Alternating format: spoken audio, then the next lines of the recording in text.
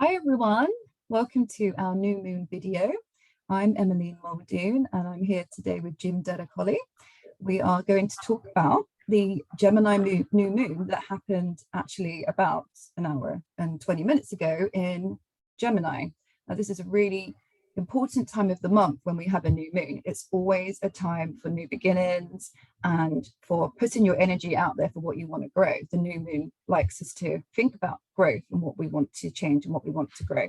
So we thought we'd get together and do a quick video on, and it is not going to be a long one today. We're going to just try and keep it 15-20 minutes to talk about what this new moon means for you and how we might see it affecting the mundane, the world around us.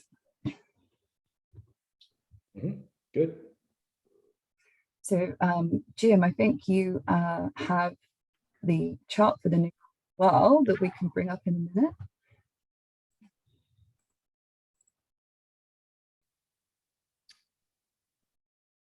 Did it pop up? It's there, I can see it. Okay. Perfect. Thanks, Jim. So Jim has made the chart for this Gemini moon. As you can see by looking at the top, the data on the top, it's May 30th, 2022, and it was 7:31 a.m. That's Eastern Standard Time. So, you know, adjust for your time zone. So this chart is set for the East Coast. So again, if you're not on the East Coast, the clock face, the houses will be different, but the planets and the moon are all going to be the same. So that's like one of the best ways to remember when you're ever readjusting for time zones is the moon in the same place, because it will be, no matter where you are in the world, the moon will be in the same position. It's just the houses will change. So if you're on the East Coast, you can look at this and know this is for your location. Otherwise, just concentrate on what we're talking about with the planets. Exactly. Notice they're all bunched. As we were just talking, they're all kind of bunched together. I'm going to throw the aspect grid line up and shows how the planets relate to each other. But we have a lot of information and a lot of energy that'll be dependent on your rising sign. If you know that, that's really the key to laying these planets on your chart.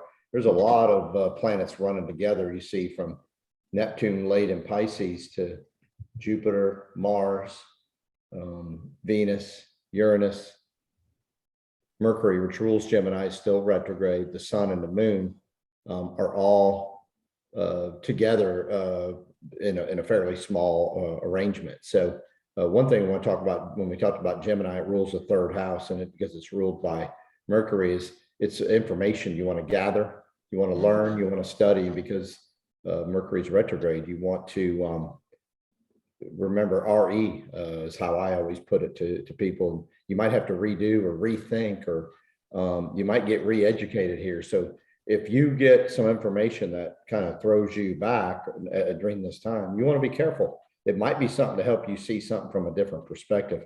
I'm not going to say everybody's going to change, but there's a lot of information, and it can be easily gathered, even though we have retrograde. It's for you to learn more. So that's really what I try to do here as this moon, as this unfolds. We're right in the energy, which I love, to do it just after the new moon. And so we're doing that this morning. Yeah, that's true. Yeah, it's a good time to, even though the new moon happened like an hour ago, it's a good time to sort of get this information out for everyone. There's still time as well, because the moon sort of just happened this morning.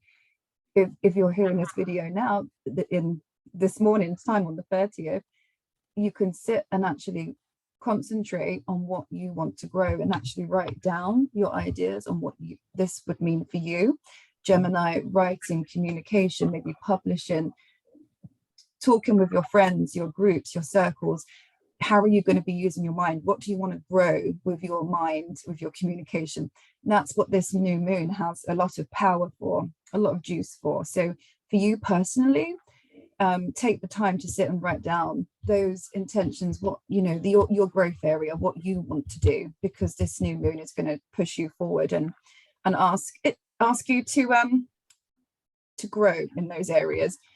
it might be a little bit of a challenge. It might be that it's difficult because in this chart you can see that we do have Mercury, which Gemini is linked, is ruled by Mercury. So this Mercury is really important in this chart.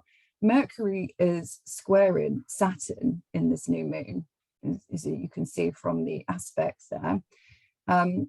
So because of that, you know, Saturn is asking you to do the hard work. It's a lot about time management, long-term goals. So what I would say is what the information that's maybe coming to you very clearly, very easily, we might be picking up on what we want to do, because it feels like lightning bolt energy of knowledge that's dropping upon us.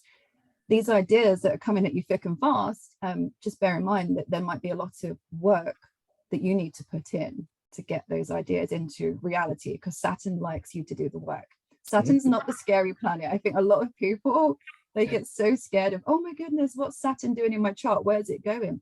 It's not scary. I like Saturn. It's just literally saying you need to work hard to get the rewards. So if you know that, especially with this aspect, because a square can be a bit of a challenge, and that's what's happening in this chart. If you know that you need to put the work in to get there, then, you know, have the idea and put the work in, and you'll get there. It's very much going to reward you for putting in that time and effort. So it's good to know that when you're making those intentions and you're putting your wishes out there, this is not just, I'm just going to put them out there and let the fairies come and do this work. We're going to be putting in the work with the intentions. And that's a great point, because I think a lot of astrologers and a lot of information about Saturn, it is, you know, oh, it's the devil, and oh, you're gonna suffer, and there's gonna be, you know, delays, and, you know, maybe some misfortune. And I couldn't agree more with what you just said. It's really where you got to go, look, Saturn's trying to show me karmically where I've struggled, and I'm going to have to work a little harder to get this from a more wise or a more veteran perspective. So that's exactly right. And so just careful here that this might throw you into thinking totally different, or it might throw you into having to really do more research into figuring this out. Let that happen. But again, as you said, do your part here, do your work, and get this thing going.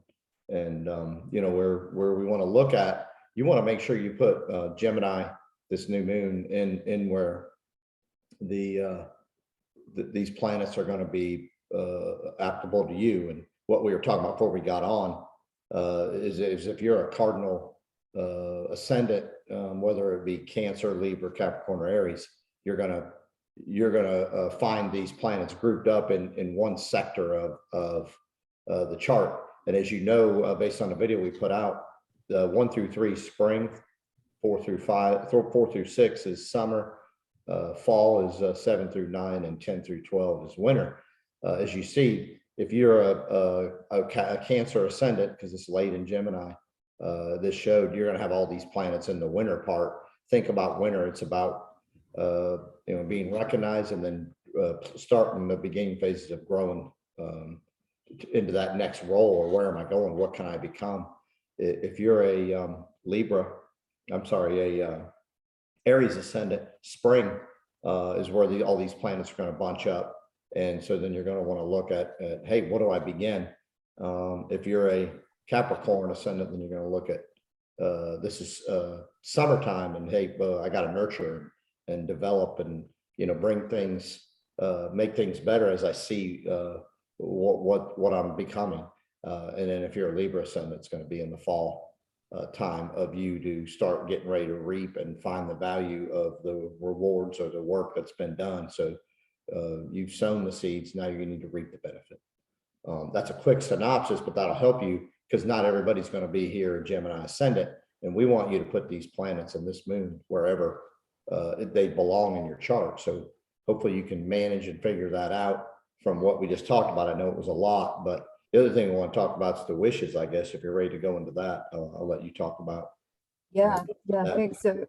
Just if you can just recognize the symbol for Gemini, which is usually, it looks like a Roman numeral number 2. If you can just look at your chart, where is Gemini in your chart? that's where the new moon is going to be happening in your chart. So you can look at, count the houses. Okay, it's in the 7th, it's in the 8th, it's in the 9th, whichever house it's in, that's where you're going to be seeing the energy forming today in that area of your life.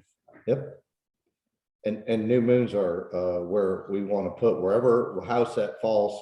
And with Gemini, it's about, as you stated earlier, you want to put out in the universe that I'm in present tense, and it's about what do I become? What can I become? As far as in the education process, and learn, understand, communicate, short distance travel, all the things you talked about, you want to apply there during this moon. There's not a lot of conflict, as you and I talked. We had the Saturn Mercury, but there's a lot of trines. The moon and sun are trine Pluto, and it's not because they're not the same signs, it's a pretty separated trine, but it's also pretty that's ease, right? You want to show ease. And then we had the trine with lost my mind here. The other trine in the chart. We've got a lot of aspects to the outer planets, so this is definitely information that's coming at us, I think, from all different directions. Yes. And then we had the square. I'm sorry, it's a square with Pluto and Venus, which I'll let you talk about, because Venus wants to and tries to get along all the time. So I'll let you talk about that. I like that they're both in Earth signs, right? But they are square by degree. So I'll let you talk about that. Yeah, I think Pluto square Venus.